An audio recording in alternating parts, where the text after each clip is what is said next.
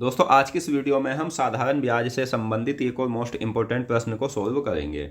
और ये ऐसा प्रश्न है जो एग्जाम में अधिकतर आता रहता है, लेकिन काफ़ी स्टूडेंट इस प्रश्न को छोड़ देते हैं।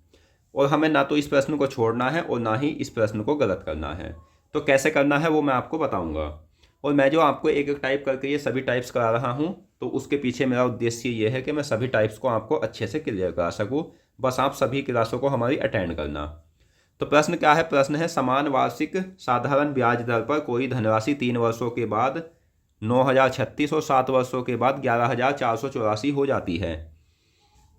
उसी धनराशि का उसी ब्याज दर पर 3 सही 1/3 वर्षों में साधारण ब्याज क्या होगा। यानी इसमें हमें दो चीज़ निकालनी होगी, एक तो वो धनराशि और वो ब्याज दर।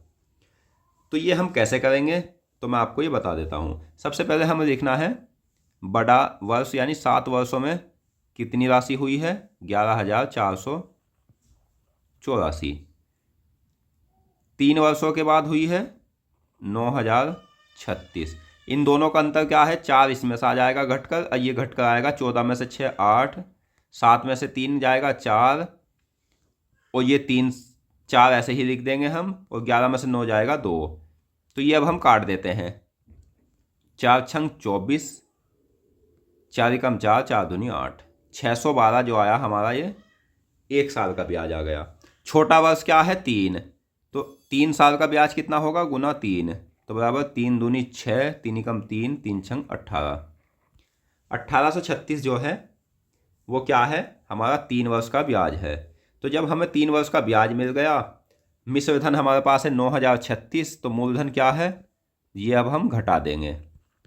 ये 0 से 0 ऐसे आ जाएगा, 10 में से 2 8 जाएगा, 2 बचेगा, और 8 में से 1 जाएगा 7। 7,200 जो है ये हमारा मूलधन आ गया।